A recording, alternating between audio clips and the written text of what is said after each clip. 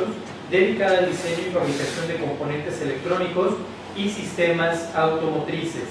Como diseñador automotriz formó parte del grupo de investigación que ganó el Premio Nacional de Tecnología en México en el 2002.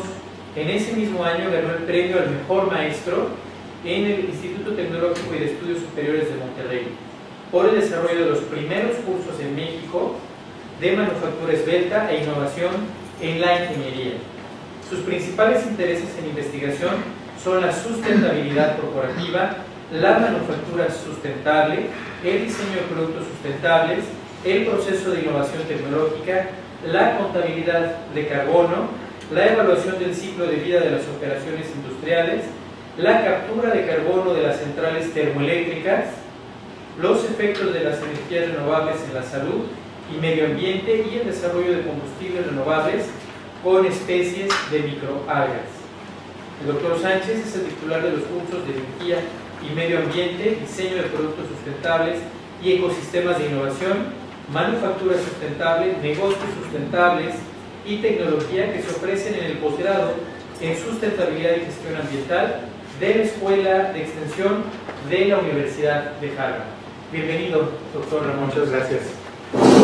¿Necesito micrófono? Pregunta. ¿No? No. Muy bien.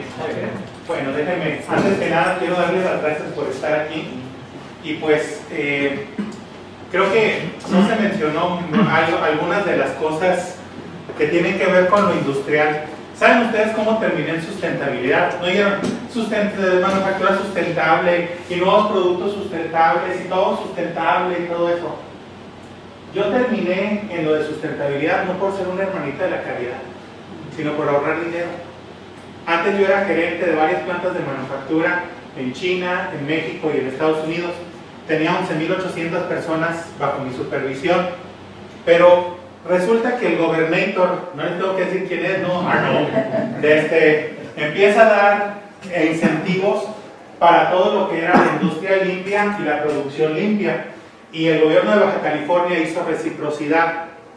Entonces, de pronto me encontré con que había incentivos fiscales si éramos sustentables nosotros, pero yo en aquel tiempo, en el 2002, no sabía ni lo que era la sustentabilidad. Para mí la sustentabilidad era la posibilidad de estar en el negocio para el año que viene. Eso era sustentabilidad para mí, ¿no? Pero entonces cuando dijeron, no, pues sustentabilidad es 100% deducible de impuestos, pues yo declaré que todo lo que tenía en mi planta de manufactura, diseño, manufactura, nuevos productos, procesos de producción, todo iba a ser sustentable. No sabía ni lo que era eso, ¿ok? Al principio hacíamos puras cosas así raras, ¿no? De que le poníamos una calcomanía hacia la tele y le decíamos, no se te olvide apagar la tele porque eso es bueno para el medio ambiente, carita feliz. Y pensábamos que eso era la sustentabilidad, hasta que nos empezaron a decir la palabra misteriosa, que era auditoría. Ahí nos dijeron, no, Génico, que va en serio. Entonces contratamos a gente de Harvard y del MIT para que nos ayudaran a ver todo lo de sustentabilidad. Y pues vinieron a mi planta, ¿y qué creen? Sustentabilidad era ahorro de energía, era ahorro de agua, era mejorar el rendimiento de las materias primas que yo tenía. En fin, para lo que ellos llamaban sustentabilidad, para mí era reducción de costos. Y para no hacerles muy largo el cuento, en una planta de Tijuana, que tenía yo de 3.200 empleados, bajamos nuestra huella de impacto ambiental en un 35%, o sea, sí conseguimos los incentivos fiscales, ahí nos ahorramos como $6 millones. ¿Ok? ¿Pero qué creen que pasó también? Resulta que también bajamos nuestros costos operativos en $68 millones en 14 meses. Y entonces ahí fue donde dije, ¿qué es esto de sustentabilidad? ¿Cómo se hace y todo? Y dije, este es el futuro. Y quería ver cómo se hacía la huella de impacto ambiental y todo, porque yo no lo sabía calcular. Entonces quería un diplomado en esto de sustentabilidad. Y no había en aquel tiempo. Entonces, ¿qué fue lo que pasó? Terminé en Harvard, en la Escuela de Salud Pública de Harvard, que era de donde había yo contratado a una de las personas que me había ayudado en el programa de sustentabilidad. Yo pensé que iba a estar ahí 9 meses, un Mid-Career Masters, porque es lo que les permiten, por cierto, si les interesa, al que tenga más de 5 años de experiencia, puede ser maestría en 1 año ahí en Harvard. ¿Y qué fue lo que pasó? Pues que estando ahí, empiezo a ayudarle a los profesores, me piden que haga mi solicitud al doctorado, hago mi solicitud al doctorado y de pronto me aceptan. Yo pensé que era, yo en mi ¿cómo les diré? Ignorancia, no sabía ni lo que significaba haber sido aceptado para un doctorado en Harvard. Luego me entero que había habido 500 solicitudes, pidieron 6 boletos nomás y a mí me había tocado uno de ellos. Bueno, entonces, ¿por qué les estoy comentando todo esto? Como para que se den una idea más o menos de que lo que hacemos o lo que estamos haciendo en mi grupo no es puramente científico, no es puramente sofista. Nosotros tenemos de algo donde decimos la sustentabilidad existe y le ayudamos a la gente a ser mejor, pero al ayudarle a la gente a ser mejor reducen el costo y nosotros ganamos que se reduzca el impacto ambiental. Es lo que hace mi grupo. Y mi grupo se llama, soy el director del programa de tecnologías sostenibles y salud de la Universidad de Harvard. Bueno, pero ¿qué tiene que ver esto con la innovación? Pues tiene lo siguiente, resulta que nosotros descubrimos una correlación entre sustentabilidad e innovación. Cuando ustedes aumentan la sustentabilidad en un lugar, generalmente aumenta la innovación. O cuando ustedes aumentan la innovación, aumenta la sustentabilidad. Véanlo por algo tan sencillo como la basura. Ustedes tienen los contenedores allá de basura. ¿Qué pasaría si a un contenedor de basura, cuando ustedes le presenten la lata o la botella o lo que sea, el mismo sistema les marcara con una lucecita a dónde lo tienen que tirar? Imagínense. Pero no solamente eso, sino que tuvieron energía solar para que compactara la basura, todo lo que se pudiera y no se tuviera que recoger. Y luego cuando ya se estuviera llenando, le mandara una señal a la compañía para que entonces vinieran a recoger ese cartucho, ya sea el de reciclable, el de orgánico o el de lo que sea, y de esa forma no pierdan el tiempo nadie. Bueno, eso es sustentable, pero es innovador también. Entonces hay una correlación muy fuerte entre las dos cosas, por lo cual la Escuela de Salud Pública de Harvard, yo antes era director del programa de maestrías, tenía 432 alumnos en el programa de maestría en sustentabilidad. De pronto me piden, crea un grupo especial porque no estamos logrando que se disminuyan los gases de efecto invernadero, no estamos lográndolo en el planeta. Necesitamos que crees las fuerzas especiales y que nos digas cómo le hacemos para poder disminuir la huella de impacto ambiental. Y pues dije, la solución es la innovación, y lo que empezamos a hacer es desarrollar las capacidades de innovación y de apoyo al emprendedor dentro de cada comunidad, porque de ahí salen múltiples empresas. La última vez que hicimos esto, salieron 91 empresas en menos de un año en un solo lugar. Y estamos hablando de empresas buenas, no de que una que contrata a 2 personas, no. Estamos hablando de empresas tecnológicas que contratan entre 12 y 250 personas con salarios buenos y bien pagados y todo eso. Eso es lo que estamos tratando de ver. Y eso nos trajo, de hecho, por una invitación de la doctora Marta, aquí estamos. Nos invitó a que viéramos cómo estaba la situación aquí en Celaya, particularmente ver qué posibilidad habría de acelerar el ecosistema de innovación. Y por eso empezamos nosotros un diagnóstico del ecosistema de innovación. O sea, ahorita les voy a contar ya toda la historia, ¿no? ¿Por qué la estamos haciendo en la Escuela de Salud Pública? Por esto, por los objetivos del desarrollo sustentable. ¿Alguien se acuerda de algo que se llamaba los objetivos del milenio? ¿Se acuerdan de eso? Y fallaron, ¿no? ¿Y saben por qué fallaron? Porque se los dejaron a los gobiernos. Los gobiernos eran los que decidían cómo los iban a cumplir, qué programas, y generalmente no tenían dinero. Entonces, por eso, para los objetivos de desarrollo sustentable de las Naciones Unidas, ustedes dicen, creo que Agenda 2030, lo que nosotros hacemos es esto: ayudamos a cualquier empresa que tenga que ver con el cumplimiento de un objetivo de desarrollo sostenible, le ayudamos a que desarrolle bien su plan de negocios, a que evolucione su producto y sea el mejor en todo el mundo de lo que tenga, a que consigan fondos con inversionistas de innovación. Les ayudamos también en todo lo que es la logística, la creación de la empresa, todo eso les ayudamos. Les voy a poner un ejemplo. Esta empresa se llama Luxelare. Ellos lo que hacen son drones para la agricultura. Entonces, por ejemplo, este que está aquí, que parece avión, sobrevuela un campo, hace un análisis de espectrografía, pero de la fotosíntesis, de la clorofila, y con eso puede determinar dónde se está produciendo y dónde no. Entonces, si detecta algún lugar donde no se está produciendo como debe de ser, porque no hay suficiente clorofila, le dice a este helicóptero que vaya e investigue. Este helicóptero tiene fertilizantes, pesticidas y tiene también sensores para determinar muchas cosas. Entonces llega al lugar y de pronto, si detecta que el problema es falta de humedad o el problema es falta de fertilizantes, por alguna cosa aplica fertilizante y ordena que se haga un riego ahí, por ejemplo, ¿no? O si detecta que hay un cambios en la hoja, la decoloración, hoyitos o todo eso, dice que esto es plaga, agarra el pesticida y fumiga esa planta y las que están alrededor. Bueno, con esto se ahorran un 90% de pesticidas, un 70% de fertilizantes y un 50% de agua, mientras ustedes aumentan la producción agrícola un 25%. Eso es exactamente lo que queremos, ¿no? Luego vean esta, por ejemplo. Esta empresa se llama Biosense y lo que hace es un dispositivo no invasivo, o sea, una pulsera, un reloj, para que les mida la glucosa, aparte de darle la hora, las pulsaciones de corazón y todo lo demás, les da su glucosa. ¿Qué tiene de ventaja esto?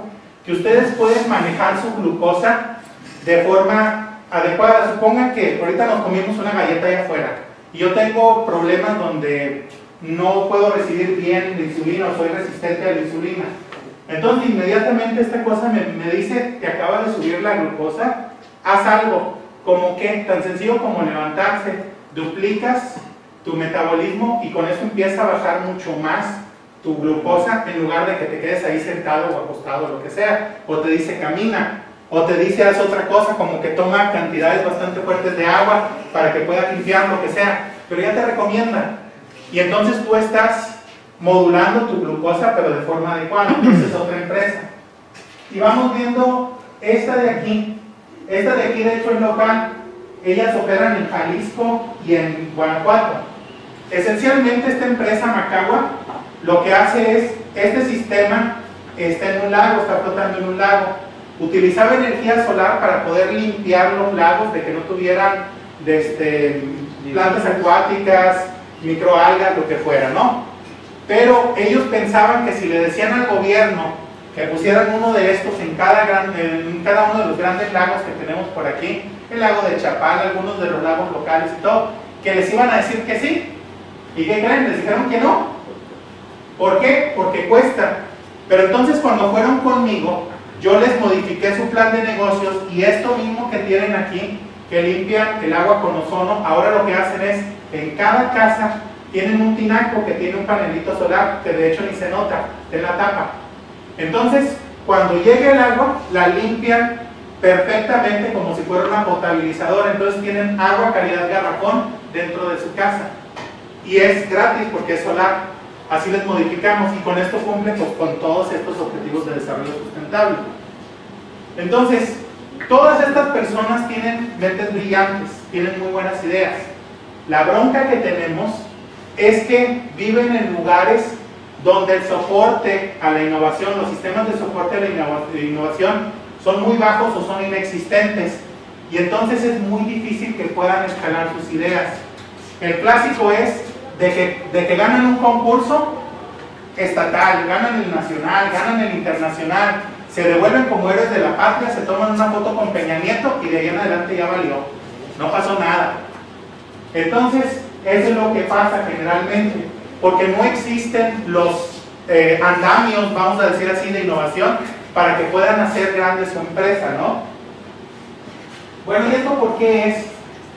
Resulta que nosotros cuando tenemos una idea, entre más nueva e innovadora sea, más riesgo tiene. Por ejemplo, lo que les dije de la pulsera que mide la glucosa, nunca habían oído una cosa de estas, o a lo mejor sí, por cierto, póngale que sí, pero ¿cuántas empresas conocen de esas? Pues unas 3, póngale 2, lo que sea, ¿no? Entonces, no es un negocio convencional, por lo cual se sube el riesgo y con eso aumenta la tasa de interés. Entonces los bancos no les prestan, porque la labor del banco no es andar prestando para jugar a la tecnología y ver si funciona la tecnología y ver si tengo retornos. La labor del banco es asegurarse de que haya retornos de inversión para poder pagarle a los depositantes. Entonces, si quiero poner un puesto de tacos, una fusión griega, no, corea, mexicana, que está bien buena por cierto, coreana, mexicana de tacos, aquí tengo el riesgo y ahí sí me presta el banco si le hago un plan de negocios. Pero no crean que el banco es un villano. El banco no es su función estar apoyando a los emprendedores de innovación. Entonces, ¿qué pasa cuando se acaban los apoyos iniciales del gobierno? ¿Qué pasa cuando el negocio no es convencional y los bancos no prestan? ¿Y qué pasa cuando no hay vinculación con las universidades? Pues lo que pasa es una de dos: o 9 de cada 10 emprendedores tecnológicos fallan, truenan su negocio, o tengo refugiados de innovación. ¿Quién es él? Él es Ricardo Fonseca de Macagua, de la empresa que les acabo de decir ahorita, que me va y me visita a Boston. Y entonces me dice: oiga doctor, yo he oído que usted le ayuda a conseguir dinero a los emprendedores y se me van hasta allá. Pues tanto iban a Boston que dije yo: oye, voy a ir a ver qué podemos hacer en México para tratar de fortalecer al ecosistema de innovación. Entonces, así es como, miren, generalmente esta es la roca del gobierno. Ellos pagan por las cuestiones iniciales de innovación, con investigación básica, por ejemplo, que le dan a las universidades, fondos perdidos, premios a la innovación, fondos de prototipos, instalaciones para demostrar. Esta roca que está aquí ya es el sector comercial, es donde ya tienen ventas las empresas, regalías, ponen acciones en la bolsa de valores, franquicias, subcontratos, etc. Cuando no hay un ecosistema de innovación, el emprendedor da el salto y 9 de cada 10 en América Latina, sobre todo aquí en México, truenan. Pero esto azul, esta plancha azul, es esto que está aquí, es el ecosistema de innovación. Son los inversionistas ángeles, los inversionistas de capital de riesgo, las colaboraciones con universidades y otras cosas. ¿Qué es un inversionista ángel? La doctora Marta tiene una excelente idea de negocio, supongan. Viene a verme, yo soy un hotelero, supongan que así es la cosa. Nos juntamos, me gusta su idea y le digo: doctora Marta, $200,000 por el 5% de las acciones de su empresa. Así, estoy comprando acciones preferenciales de una nueva empresa, exista o no exista, las estoy comprando. Y con eso les ayudo a que puedan operar el primer año. Ese es un inversionista ángel. Nomás que les voy a hacer una pregunta. En Boston esto opera. A ver, si les doy $200,000 ahorita en un cheque y les digo: vayan a depositar al banco, ¿qué creen? ¿Me viene bien o más o menos? Pues no, ya se vieron, pues quiere decir que ahí sí ya me ganaron, ¿no? Lo que va a pasar es que generalmente los van a investigar, que si de dónde viene el dinero, cómo estuvo, por qué no diste factura, por qué no hay empresa y cómo te dieron un cheque sin que haya empresa. Se me hace que es empresa fantasma, pues se me hace que es lavado de dinero, muchas cosas, ¿ok? En Boston no hubiera ocurrido esto. En Boston la doctora Marta hubiera tomado el cheque, hubiera ido a depositarlo al banco y el banco hubiera visto unos 4 o 5 días de periodo de gracia para ver cómo estaba la situación, de dónde venía el dinero, lo que hubiera sido la investigación. Y me estoy yendo largo, 5 días, pónganle.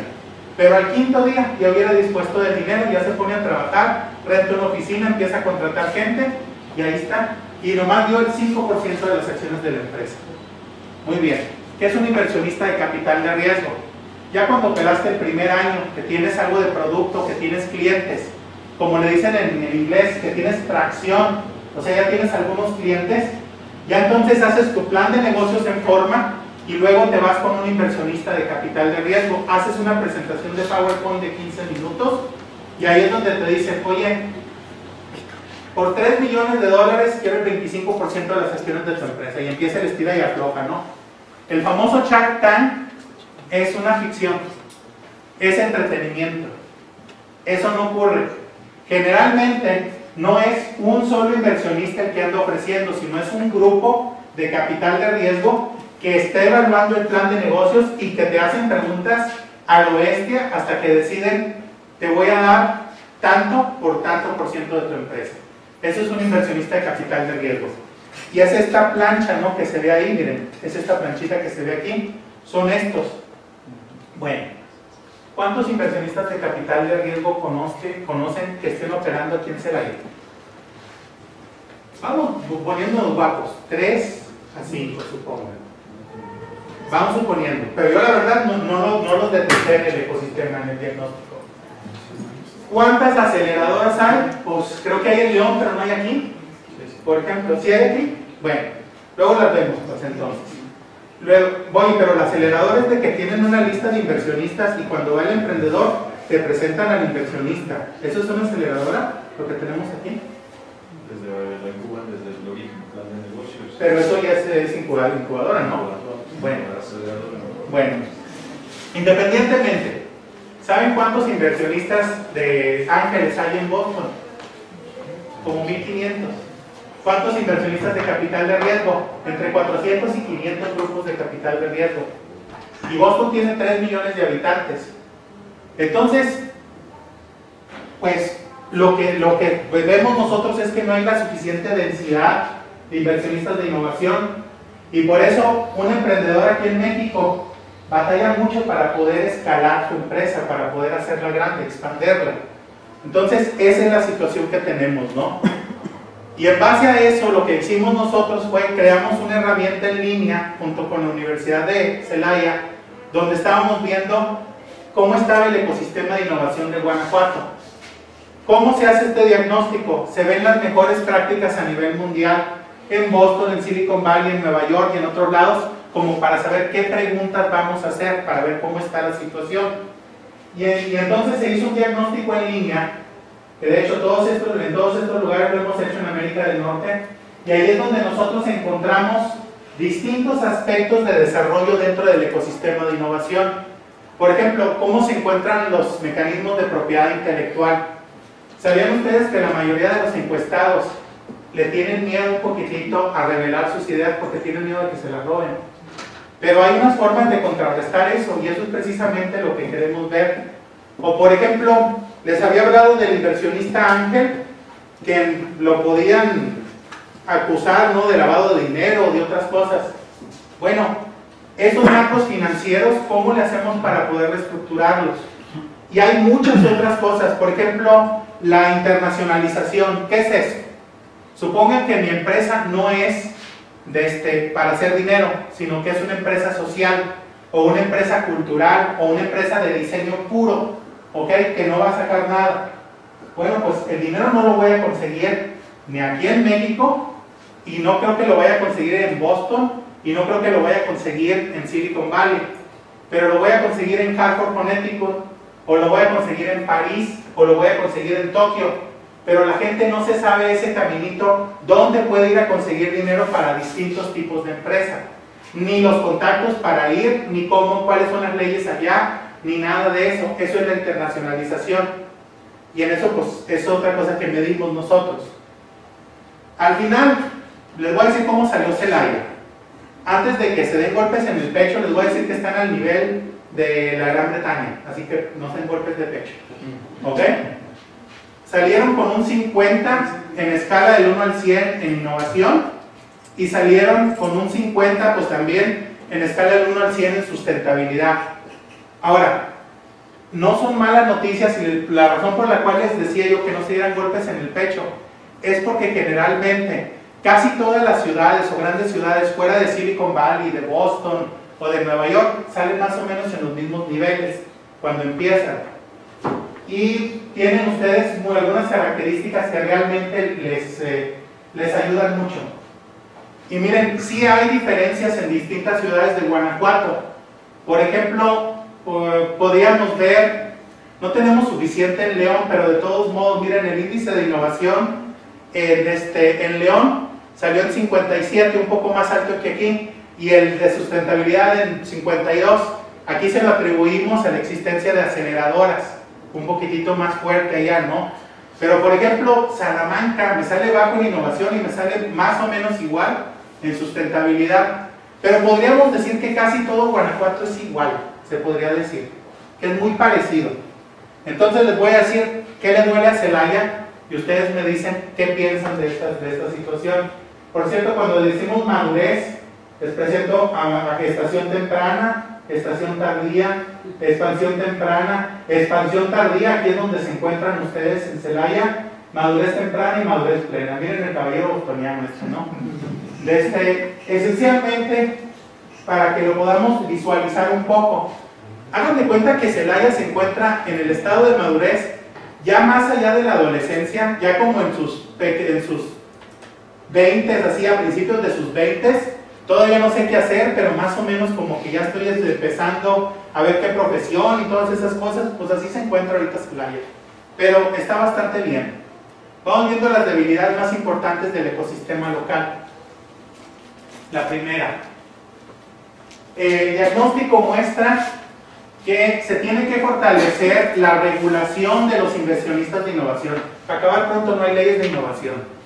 Yo podría irme a un hotel y podría decir que yo soy Ramón Sánchez del Venture Capital Group, del Hope Venture Capital Group, y cuando me llegue alguien les hago firmar un papel donde me vas a dar la exclusividad de la idea, y si decido invertir en ella, yo te voy a prestar el dinero al 50% de tasa de interés. ¿Y qué creen? Eso no es inversión de capital de riesgo. Pero mucha gente nos envenenan el pozo al hacer estas cosas, porque no hay una legislación. De hecho, agarraron a alguien en México haciendo esto, lo que les acabo de decir, y es usura, es delito, pero alegó que no estaba tipificado en la ley y que por eso se amparó y salió libre. Quería volver a hacer lo mismo y pues lo detuvimos. Estuvo bueno cómo lo detuvimos, pero eso es otra historia bastante larga de contar. Pero el chiste es, necesitamos leyes que estén hechas para la innovación aquí en Guanajuato. A ver, un inversionista ángel allá en Boston, yo por eso puedo dar $200,000 y si por ejemplo se pierde todo en la empresa, se pierde todo el dinero, yo puedo recuperar gran parte de ese dinero al declararlo como una pérdida en mi negocio formal y con eso pago menos impuestos. ¿Cuál es el incentivo fiscal aquí? No sabemos si existe, no sabemos si hay ley, no sabemos qué es lo que pasa, no sabemos nada. Entonces, lo primero, lo principal es que haya una ley para la innovación dentro de aquí de Guanajuato, para darle carácter legal a muchas de estas cosas. La segunda, hay que mejorar la disponibilidad de los inversionistas de innovación en la región. ¿Se acuerdan que les dije que en Boston había 500 grupos de capital de riesgo? Me atrevo a decir que en todo Guanajuato no creo que haya ni 10 grupos de capital de riesgo, ok, aclaremos, no inversionistas ángeles. Y más o menos Guanajuato en su totalidad tiene la misma población que Boston. Entonces no hay suficiente densidad de inversionistas de innovación. Ahora, ¿cómo los atraemos? La forma más fácil de atraer a los inversionistas de innovación es, uno, que haya un marco regulatorio, o sea, leyes que digan cuáles son sus atribuciones y responsabilidades, y dos, que haya suficientes empresas de alto impacto, las famosas startups, para que puedan ellos decir, sí voy a ir a ese lugar y voy a tener oficinas por allá. ¿Ok? Entonces, eso es lo que se necesita. ¿Cuál es nuestro plan para tener suficientes startups en este caso? Es lo que está haciendo la Universidad de Celaya, lo va a empezar el programa con la Universidad de Harvard, donde vamos a tratar de entrenar entre 1,000 y 2,000 individuos dentro de esta comunidad, o sea, de aquí de Celaya. ¿En qué? ¿Cómo hacer los planes de negocios de 15 páginas, no de 100, como es el estilo que se tiene en otros lados? ¿Cuál es la secuencia? ¿Cómo hacemos una presentación de negocios? ¿Cómo contactamos a los inversionistas de innovación? ¿Cómo estimamos los impactos positivos sociales, de salud y de medio ambiente de cualquier iniciativa que tengamos? ¿Cómo le hacemos para poder evolucionar un producto? Las técnicas de diseño de producto que les permitan, por ejemplo, tener algo bueno, competitivo desde el principio. Por ejemplo, ¿quién sabe buscar una patente aquí? Una patente, ¿no? Buscar una patente a nivel mundial. Pero esa es una cosa que yo les puedo enseñar en media hora. Y una vez que la tengan ya no la van a perder nunca. Y entonces ustedes pueden hacer la comparación de cualquier tecnología. Se pueden hacer ustedes expertos en unos días. Y ya después de eso ya pueden inventar en base a eso. Se les ocurre una mejora para todo esto. Esa es una de las técnicas, por ejemplo. Bueno, pues sí necesitamos atraer a inversionistas de innovación y para eso necesitamos startups.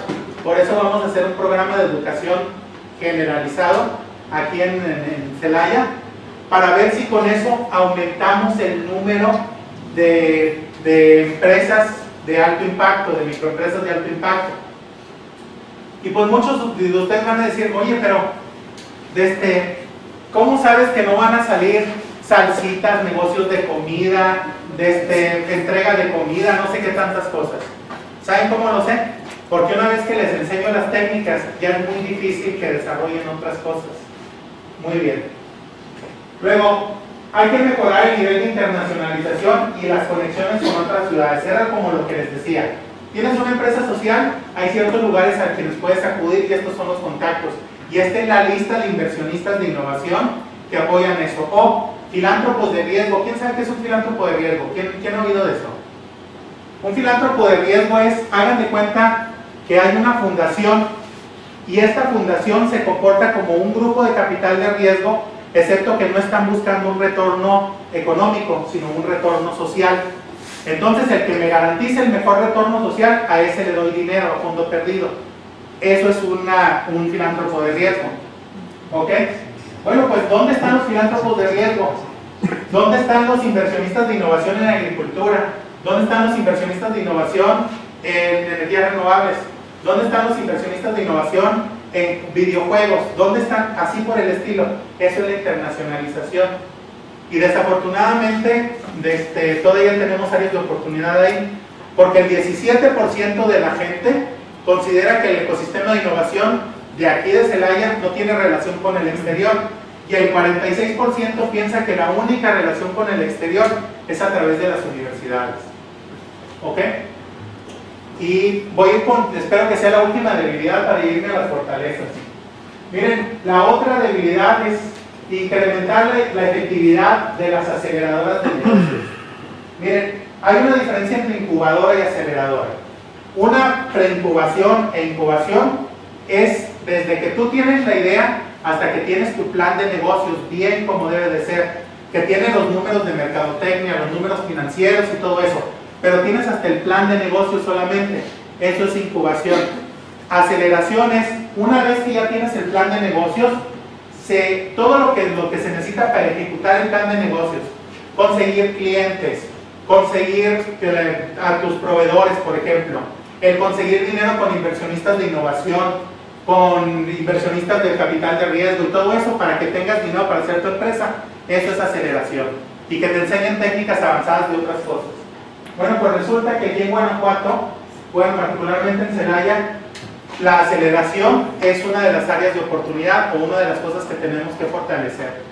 El 19% de los encuestados piensa que no existen las aceleradoras. El 39% expresa que sí existen, pero que generalmente ayudan a crear cosas así como restaurantes, negocios de comida, ferreterías, distribuidoras de alimentos, hoteles, etc. Que no tiene nada de malo tener eso, pero es una aceleradora tecnológica, ¿no?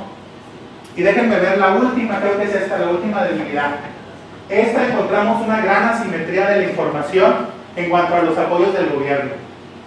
¿A qué me refiero con eso? Sí hay apoyos del gobierno para las etapas iniciales, para hacer un producto. El problema es que la mayoría de la gente no conoce esos apoyos. Es como si aquí todos nos estuviéramos muriendo de hambre y allá abajo hubiera un buffet y nadie supiera. Así más o menos. Bueno, esas son las debilidades. Me voy a ir a las fortalezas y luego ya para que podamos interactuar, ¿les parece? Las fortalezas más importantes del ecosistema de innovación de Celaya. La primera, ustedes salieron con el índice de vinculación más alto de todo México. No sé por qué. Puede ser que tengan mucha relación con la manufactura, muchas relaciones con el sector productivo, mucha relación con otras cosas, no sé. Aún así no es óptimo, ¿no? Salieron con un 57 de 100, pero salieron con lo más alto de todo México, al nivel como de París, más o menos, cuando lo evaluamos a París. Entonces, esta es una ventaja fuerte. Solamente el 2.3% de la población piensa que no existen las vinculaciones y el 42.5% piensa que sí existen, pero que es cuando ustedes reciben pasantes, ¿no? O el servicio social o lo que sea y se hacen memorándums de entendimiento y luego no pasa nada. Pero el 55% de la gente dice que las vinculaciones aquí en Celaya sí existen y son efectivas. Y eso es fuerte, ¿ok? Esa es la primera fortaleza que tienen ustedes. Y la segunda, por favor. Explícanos bien qué quiere decir vinculaciones. ¿Vinculaciones? ¿En qué sentido? Vamos suponiendo que tiene un problema. Yo trabajo en una universidad. Usted tiene un problema y viene conmigo. Entonces, nosotros nos vinculamos para ver cómo lidiamos o tratamos de resolver ese problema. pero no estoy hablando de bajarle dinero al gobierno, sino que realmente estoy viendo cómo ayudarle a resolver el problema. Puedo mandar, por ejemplo, estudiantes de la clase de manufactura que estoy dando, por ejemplo, para que le ayuden a resolver el problema, le balanceen las líneas, vean cómo está la situación y todo, cómo mejorar el rendimiento de producción que tengan. No sé, algo así como por el estilo. Eso es vinculación. Puede ser vinculación de otro tipo. Supongan que son agricultores y tienen una plaga y se van con alguien de agronomía y ellos les tratan de ayudar a resolver el problema. O sea, vinculación es tratar de resolver los problemas de la comunidad. Y hasta ahorita son los mejores, el mejor evaluado de todo México.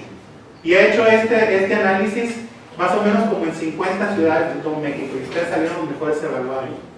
Bueno, vamos viendo y sé que hay áreas de oportunidad y todo, pero por lo menos esa es una fortaleza.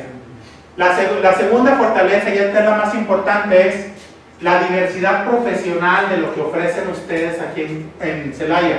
Pero les voy a decir en qué sentido. Ustedes tienen escuela de medicina, tienen gente de negocios, tienen abogados, tienen mercadotecnistas, tienen gente de periodismo o de media, tienen ustedes diseñadores, tienen ustedes de todo aquí. Entonces, ¿qué tiene de importante esto? Cuando se genera una nueva empresa tecnológica, no queremos que todos los miembros tengan las mismas habilidades. Preferimos que, por ejemplo, haya alguien que tenga habilidades financieras, otro que tenga habilidades de generación de nuevos productos, otro que tenga habilidades de logística y transporte, otro que tenga habilidades, por ejemplo, de liderazgo o lo que ustedes quieran, pero que tengan habilidades complementarias.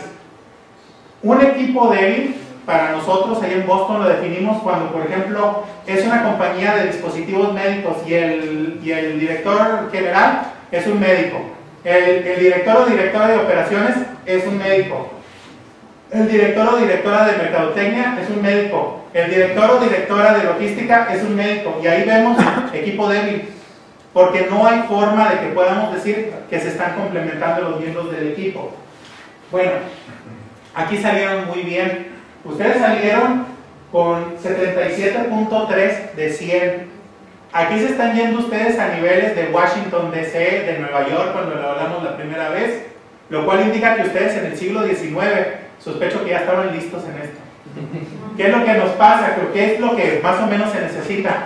Creo que lo único que se necesita aquí es un programa bien sencillo, donde a la gente que se va a graduar de las universidades se le diga que existen tres opciones. Una, sigue haciendo grados académicos y trabaja en una universidad o un centro de investigación. Dos, empléate en una empresa.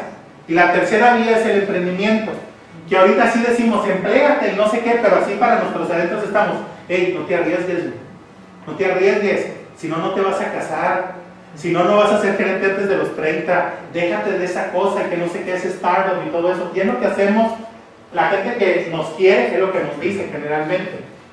Entonces, si nosotros les decimos cuál es la ruta crítica del emprendedor en un video para todos los que se vayan a graduar de aquí de la universidad aquí en Celaya, no solamente de la Universidad de Celaya, de todas las universidades e institutos de educación superior, este 77 se convierte en un 97. Y es una cosa que tarda casi nada, ¿no? Bueno, esta es la parte más difícil y más fundamental de todo el ecosistema de innovación. Es la que tarda más tiempo en formarse. ¿Por qué? Porque se necesitan décadas para que haya diversidad profesional, diversas universidades, que haya centros de investigación, que haya gente de distintas profesiones, todo eso en una comunidad. Hace poquito vino el famoso o infame MBS.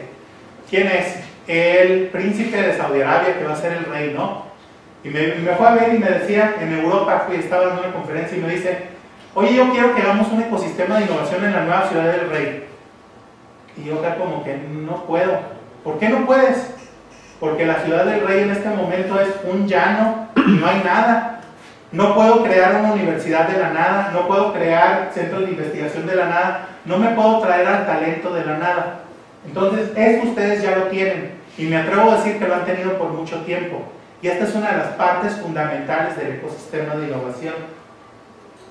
Y bueno, ¿qué se podría lograr cuando se fortalece el ecosistema de innovación? Les voy a decir cómo le hacemos para fortalecerlo, que era entrenar entre 1000 y 2000 personas dentro de la comunidad para que sepan hacer muchas cosas, muchas habilidades y que tengan conocimientos específicos para que puedan conseguir dinero. Pero ¿qué beneficios hay? Generalmente nosotros hemos hecho esto como unas 12 veces más o menos anteriormente. Y estos son los resultados. Se reduce el desempleo entre la gente de menos de 25 años y el subempleo también. Desempleo es cuando no tienen trabajo, ¿no? Pero, por ejemplo, nos ha tocado llegar a lugares en Europa donde el desempleo entre la gente de menos de 25 años es del 68% cuando llegamos. Y cuando terminamos era del menos del 10%. O sea, redujimos 7 veces el desempleo entre la gente de menos de 25. Y el subempleo casi desaparece. ¿Qué es el subempleo? Un médico manejando un taxi, por ejemplo, o un ingeniero o ingeniera siendo dependiente de una tienda de abarrotes, una cosa así, ese es subempleo. Entonces el subempleo se elimina en la comunidad, porque si saben cómo le hacen para poder hacer su empresa, esas personas que tienen conocimiento le buscan la forma de tener su propia empresa hasta que lo consiguen. Entonces eso es algo que pasa. Luego, esto es lo que that's what's in it for me. Estoy buscando que se reduzcan las emisiones de gases de efecto invernadero y emisiones tóxicas, y se reducen bastante. Y luego ayudamos a crear y fondear distintas empresas en sustentabilidad, salud, tecnología, desarrollo social y todo eso, y se crean las condiciones para que se puedan conseguir dinero, los emprendedores de la localidad puedan conseguir dinero en cualquier lugar del mundo, porque van a tener las condiciones y la calidad para poder ir a cualquier lugar a conseguir dinero. Sí. Ahí de lo que hablas de las emisiones, ¿es como los bonos de CO2? Buena pregunta, y sí tienes razón. De hecho, una de las formas en las que se pueden financiar algunas de las iniciativas es con bonos de dióxido de carbono.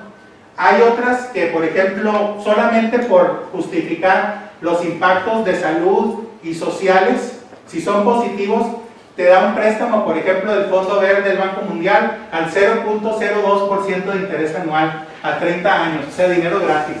¿Qué pasó? La segunda. ¿Quieres? Entonces, un banco, o sea, ahí también entraría un banco ético, o sea, no el banco tradicional, sino el banco de ética. Así es. Ahí entraría, por ejemplo, el Banco Interamericano de Desarrollo, el Banco Mundial. Entraría, por ejemplo, también los fondos verdes de distintos privados, de distintos lugares o distintos países, Europa, China, que se está haciendo, y creo que se está creando uno en México. Estaba hablando la semana pasada, ¿conocen ustedes a María Ariza?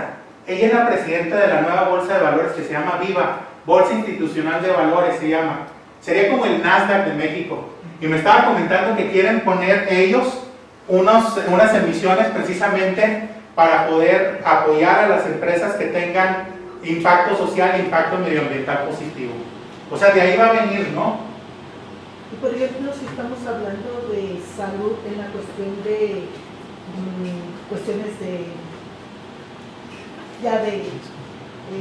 epidemias, o sea, problemas de salud pública, y que allí se incide. Ahí, por ejemplo, puede haber, ¿se acuerdan que hay ébola ahorita en el África? Hay una startup que se empezó en España, que lo único que hace es apoyar a la gente de turismo para evitar las emergencias que tengan que ver con las epidemias. Solamente se dedica a eso. Entonces lo que hace es ayudar a que se pueda mitigar todo este tipo de cosas. Pero imagino que su pregunta viene a, ¿hay fondos de eso para la salud o cuál es su pregunta? Salud. Estoy hablando de salud mental. Okay. O sea, es un problema ahorita completamente que es global y que está desestabilizando mucho a cualquier nivel educativo, social, laboral y demás. Entonces, si incidimos en esas áreas, la producción es mucho mejor, los riesgos de trabajo son mínimos, se reducen y la producción aumenta. Los ambientes familiares mejoran y las conductas de desarrollo de habilidades se potencializan. Ahorita me acaba de hacer un pitch, la primera parte del pitch para un inversionista me la acaba de hacer. ¿Qué viene después? Viene, esta es mi solución. Vamos suponiendo que mi empresa fuera de que voy a utilizar realidad virtual para poder evaluar ciertas cuestiones cognitivas o mentales para poder tratar de remediarlas. O por ejemplo, de que saben ustedes que cuando uno se expone a áreas verdes y a esas cosas aumentan un 15% de la productividad. Bueno, su empresa podría ser de algo similar a eso, ¿no? Pero me tiene que decir cuánto va a costar. ¿Dónde están mis clientes? ¿Cuántos son mis clientes? ¿Cuánto puedo vender? Hacerme una mini corrida financiera para saber cuánto va a necesitar los siguientes 3 años. Después de eso, ver la competencia, cómo está, dónde está y cómo estoy yo comparado con la competencia. Luego viene mi equipo de trabajo de la empresa, que tengan que tener profesiones complementarias. Luego, ahí les va una que es un as bajo la manga, que casi nadie se lo sabe, pero es el siguiente. ¿Sabían ustedes que los inversionistas buscan que las empresas tengan un cuerpo de asesores, que sea gente muy conocida y con mucho prestigio? Porque vamos suponiendo que para la empresa yo consiguiera al doctor Mario Molina para que fuera del consejo de asesores de mi empresa. Muy bien.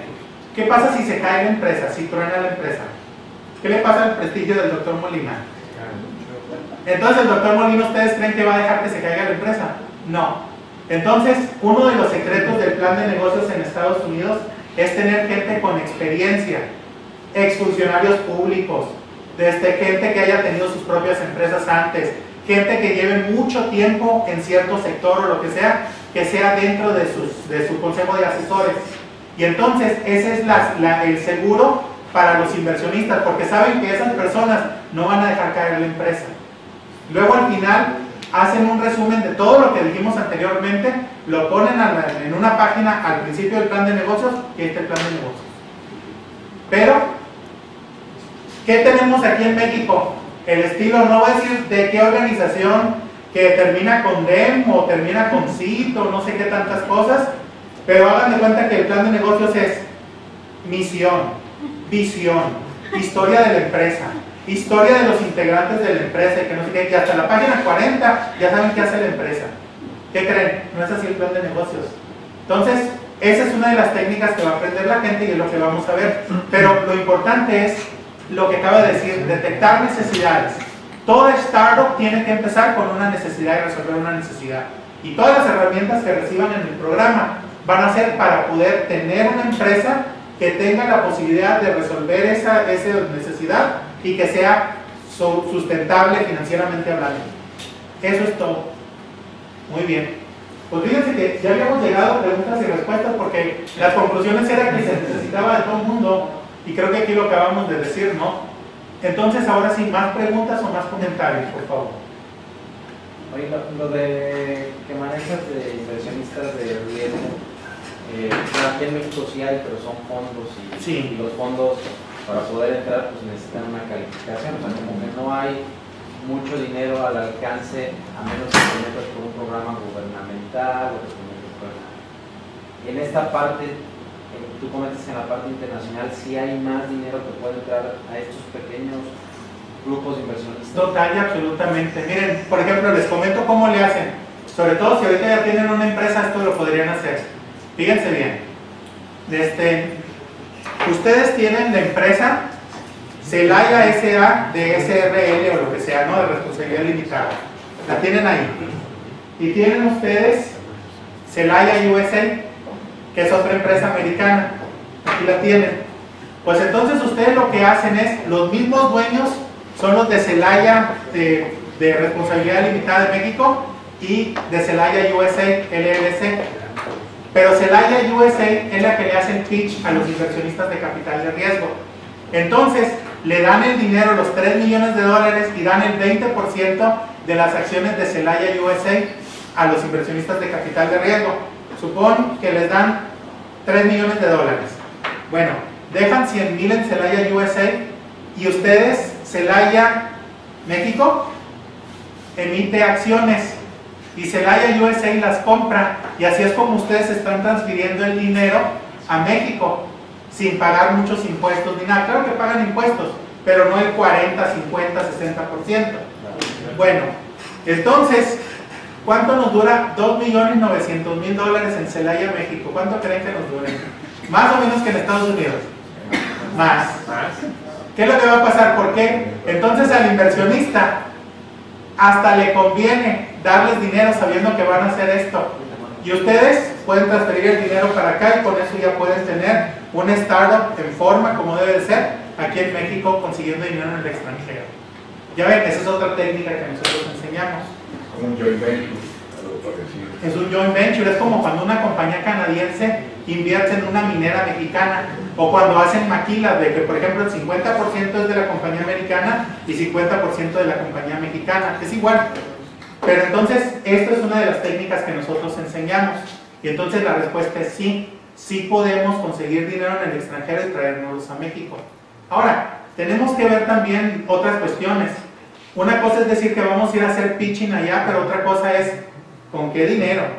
¿Cómo le van a hacer los emprendedores para darse de alta allá en Estados Unidos? Y muchas otras cosas, pero eso se resuelve a nivel comunitario poquito a poco. ¿Ok? ¿Otra pregunta?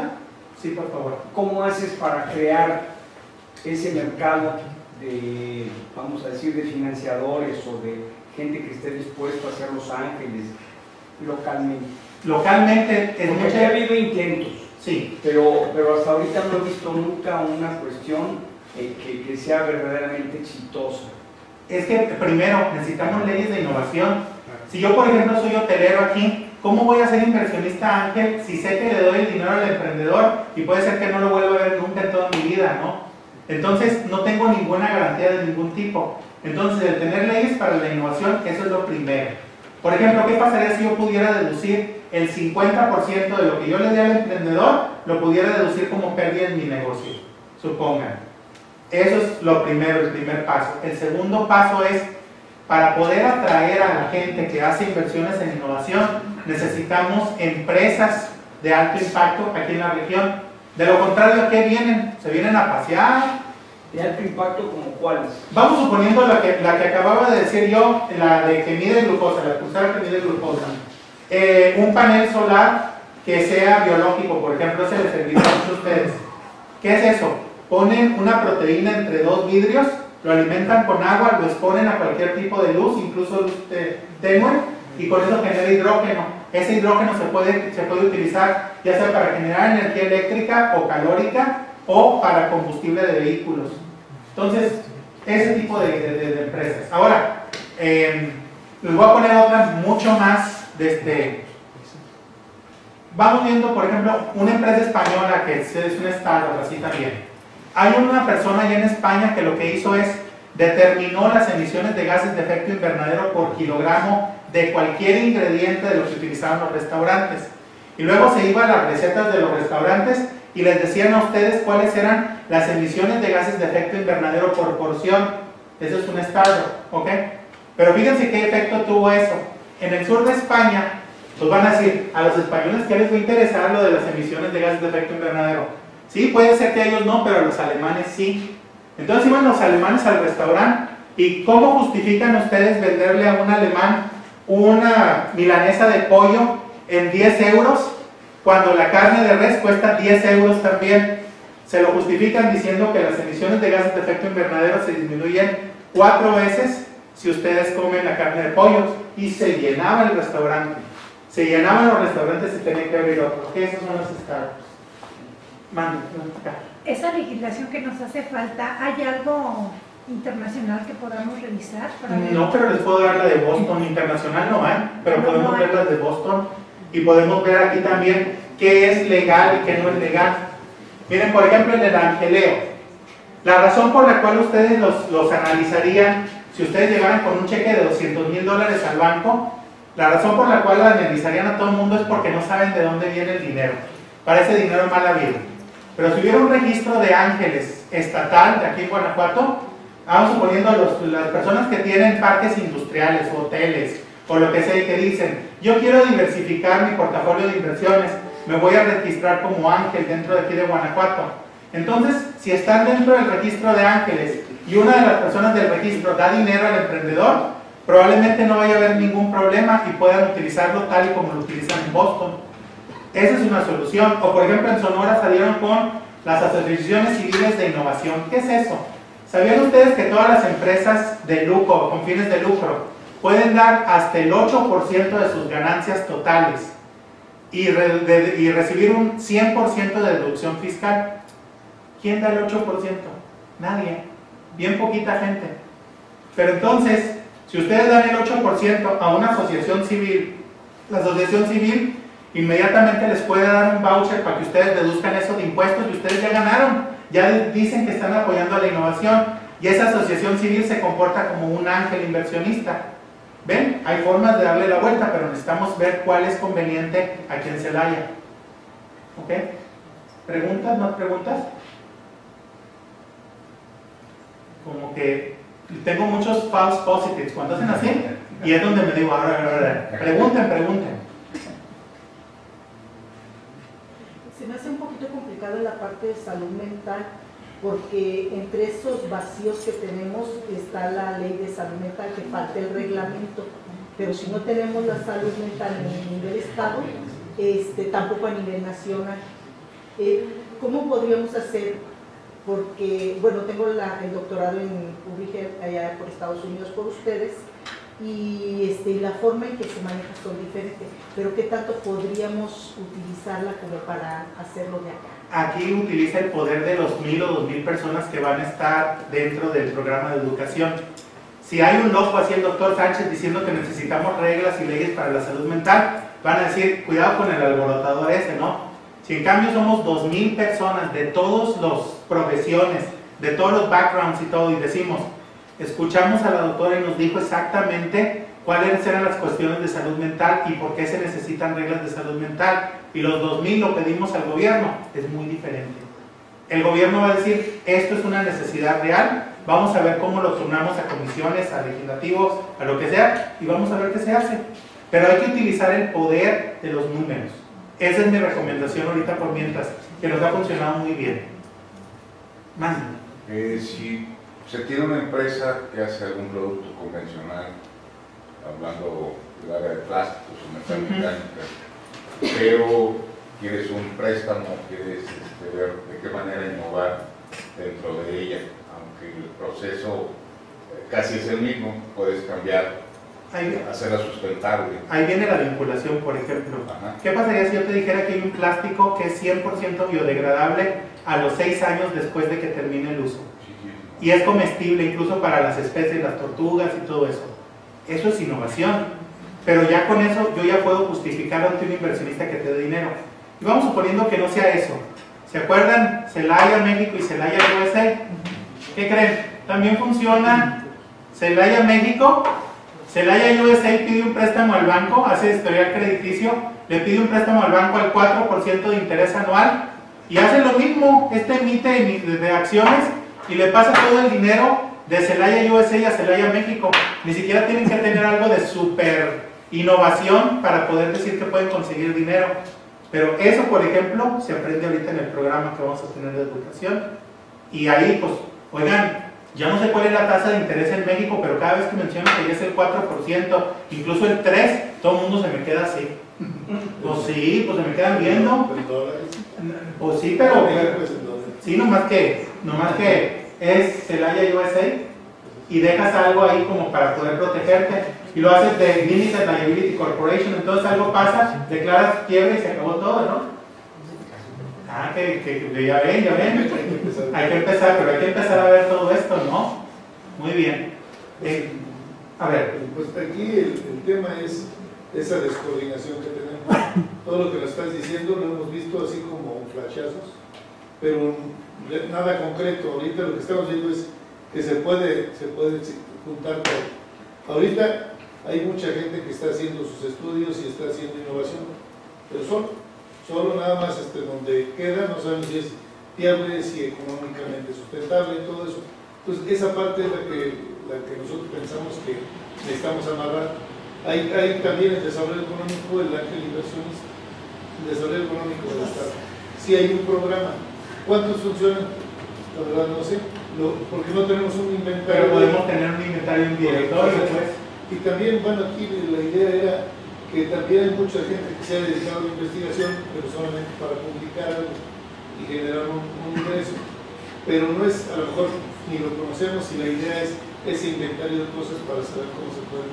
¿Saben ustedes que precisamente de lo que acaban de decir, que es bien importante, es para que usted, por cierto, entre las 1000 o 2000 personas, yo les voy a dar un certificado de Harvard cuando terminen el programa, pero para que yo les dé el certificado, o tienen que ayudar a que se cree una empresa, o tienen que ayudar a que exista una vinculación, así como la de los plásticos o esta, o me tienen que quitar un escollo del ecosistema de innovación. Por ejemplo, eso de las asociaciones civiles de innovación fue algo que utilizó un alumno de Sonora para poder graduarse del programa. Esos son los tipos de cosas que se necesitan. Ahora multipliquen eso por 2000 y vamos a ver el impacto que se tiene. Y eso es lo que queremos hacer. Por eso en la Universidad de Celaya y la Universidad de Harvard estamos viendo si podemos utilizar las mejores prácticas a nivel mundial para acelerar la evolución del ecosistema de innovación de aquí de Celaya, hacerlo rápido. Y pues ¿cuánto dura? Como un año. Estamos viendo si lo podemos hacer en un año. El siguiente año ya sería más bien de implementación, de hacer festivales de innovación, de traerse inversionistas, de otras cosas, ¿ok? Y pues es lo que estamos viendo, a ver si lo podemos hacer aquí, pero para eso lo necesitamos a todos ustedes. ¿Quién va dirigido? Va dirigido, buena pregunta. Aquí en este caso va dirigido a la sociedad civil. Va a cualquier persona que reside en Guanajuato, técnicamente hablando, pero generalmente vamos a hacer una convocatoria y vamos a seleccionar a 2000 personas. Me ha tocado, por ejemplo, en Hermosillo, perdón, en Sonora, estuvimos haciendo uno. Y estaba, por ejemplo, el dueño de la concesionaria de la Toyota y de la Ford, era el mismo. Estaba ahí en el programa. Una alumna que era política, de pronto se lanza para ser presidenta municipal y gana. Y era la presidenta municipal de Hermosillo. Había gente que eran enfermeras, médicos, mercadotecnistas, periodistas, de todo. O sea, es como para de todo tipo. Había amas de casa, tenía presos que lo estaban viendo en línea. Me hicieron una empresa de energía solar los presos. Y cuando ya iban a salir, les dieron un fondo social. O sea, uno de los Venture Philanthropy les da un fondo y que ponen una empresa donde empiezan a instalar paneles solares. Esas son las clases de cosas, ¿no? Pues así, de todo tipo, pues ya, mira que hasta los presos ya es de todo, ¿no? Un poquito. Okay. Muy bien. ¿Qué puede hacer el innovador o el emprendedor para forzar o acelerar la legislación? O sea, desde su trinchera, ¿qué podemos hacer? Es lo mismo, usa el grupo. Tú tienes una propuesta, ponla ante todo el grupo y cuando se acepte todo el grupo se la va a pedir al gobierno. Pero en buen plan. Lo que pasa es que si en el grupo están profesores, están los dueños de las concesionarias, están investigadores, está gente de la sociedad civil y todo, te van a escuchar. O sea, acuérdense que la democracia es el servicio para el pueblo, no servirse del pueblo, que es diferente. Entonces, utiliza el poder del grupo. Lo que tú sientas que debe ocurrir para mejorar las actividades de innovación y de emprendimiento aquí, se las ponemos al grupo y tratamos de ponerlas de forma adecuada. Y créanlo, los funcionarios públicos con los que hemos trabajado, súper bien, o sea, realmente lo toman muy bien y empiezan a generar mucho impacto, ¿no? La legislatura del Estado de Guanajuato tiene un evento de a partir del 5 al 30 para que te subas como cabildeo. Entonces, ahí podrías tú subir la propuesta y obviamente es para personas físicas y morales. Entonces, la idea es subirte y tú te subes pues, al cabildearlo. Pero al final de cuentas, si lo vas a subir a una reforma del Estado, pues obviamente lo que necesitas es que te seas escuchado. Pero vamos suponiendo que nosotros constituimos entre todos, que ha ocurrido también una ACE al final, los 2000. Digamos que sea la Sociedad Guanajuatense de Innovación, supongo que así fuera, no ACE. Y la Sociedad Guanajuatense de Innovación, que representa a estos 2000 individuos dentro del Estado de Guanajuato, solicita esto. Y entonces el cabildeo se pone fuerte porque, híjole, ya no nomás es uno, son todos estos. Y entonces empieza a funcionar un poco mejor. Mande. Otra pregunta. Sí. Por ser algo, en Guanajuato hay mucho desecho de lo que es el embalaje en Guanajuato por las plantas. La mayoría se va a los rellenos sanitarios. Sé que en Europa esta parte no sucede, o sea, esta parte se convierte en biomasa. Sí. Eso podría entrar como un proyecto. Total y absolutamente. Hasta te puedo decir qué microorganismo te puede ayudar a descomponer la celulosa y haces combustible con eso. O, bueno, en España lo hacen como pellets. Para poder calentarlas, sí, ¿no? Otra, es la que tú quieras, pero podemos ver. Ahora, ¿cómo financias eso? Eso yo te ayudo. Te digo cuáles son los impactos de salud y ambientales positivos de eso, y eso tú lo utilizas en tu plan de negocios para que te den un fondo, ya sea los inversionistas de capital de riesgo o el Banco Mundial. Ya veremos cuál de todos. Mande. Nosotros como estudiantes también podemos entrar dentro de los 2000. Absolutamente, absolutamente. De hecho está para ustedes también. Bueno, es que tenemos una investigación sobre el uso, sobre hacer bloques, ecobloques, como para que la construcción de casas, de hecho ya está casi todo el marco teórico. ¿Y en este caso los estás haciendo de plástico o los estás haciendo de material de tierra o de algo similar? No, de plástico con baba de nopal. Y bueno, se junta todo eso, como lo hemos visto en el marco teórico, pues es por baba de nopal y plástico y por un proceso de manufactura de compresión, que es el más barato y el más viable para eso. De hecho, no lo había oído, pero está buenísimo. El mucílago, o sea, la baba de nopal, voy a acá pronto, el término científico de baba de nopal, el mucílago sí es un adhesivo natural bastante fuerte. Nunca había oído de alguien que estuviera utilizando mucílago con plástico para hacer bloques. Suena bien, suena todo. Está muy interesante la propuesta. No todo lo tenemos en teórico, pero esto nos puede ayudar para hacer todo el prototipado, porque pues sí, haces el plan de negocios y también les podemos ver a ver dónde están los fondos para el prototipado, como dices tú, para los prototipos. Y ver dónde hay, por ejemplo, laboratorios donde puedas trabajar. O por ejemplo te puede ayudar, se me figura que el Instituto Mexicano del Petróleo quisiera ayudarte. Podría ser ahí que pudieras usar sus instalaciones. Están a 4 horas de aquí, no está tan grave. Bueno, pero independientemente lo vemos, ¿no? Está bueno. Perfecto. Pero ¿cómo, por ejemplo, darías a 2000 personas, cómo las podrías trabajar todas juntas? Ah, qué buena pregunta. Primero, les hago como una clase y les digo, a ver, si saben ustedes... A todos juntos, pero ¿cómo lo hago? Generalmente, cuando lo hacemos la clase presencial, la hacemos 2 o 3 veces al año y se me juntan 1000 y tantas personas. Moisés, ¿cuántos estaban ahí en Guadalajara? Más de 1000 personas en el mismo auditorio y en sedes remotas otras 1000 personas. Otras 1000 personas, así es, lo estaban viendo en sede remota. Y entonces con eso ellos ya pueden participar y pueden hacer todo eso, así como vemos con 2000. Ahora, ¿qué es lo que hacemos para poder revisar los planes de negocio y todo? Entrenamos a las incubadoras locales, a las aceleradoras locales, para que sean tan buenas como es la gente de Harvard en ver todo esto. Así cuando nos llegan los planes de negocios, entre todos los analizamos. Y así hacemos también para crear la capacidad local, para que de ahora en adelante, a perpetuidad, esto ocurra en la región. ¿Dónde hay un antecedente en donde un congreso local se haya modificado la ley como para poder ahí tomar? En España, pero es muy diferente la ley española de la ley mexicana. ¿Saben qué es lo que quiero hacer mejor? Juntar a la gente de Sonora, de Jalisco y de aquí, para que entre los tres hagamos nuestra petición a nivel federal. Pero sí hay donde se hayan modificado las leyes. En Boston, por ejemplo, antes, cuando yo llegué a Boston hace 14 años, para ustedes poner un negocio se tardaban 1 semana o 2. Y ustedes dicen, bueno, ¿y qué tiene de malo que se tarde 1 semana en generar un negocio? Mucho. Si por ejemplo la doctora Marta viene conmigo, yo le digo, te doy 200,000 al cambio del 5% de las acciones de tu empresa. Y a ella le toma 1 semana hacer la empresa. Puede ser que en esa semana yo me arrepienta y no le doy nada a los $200,000.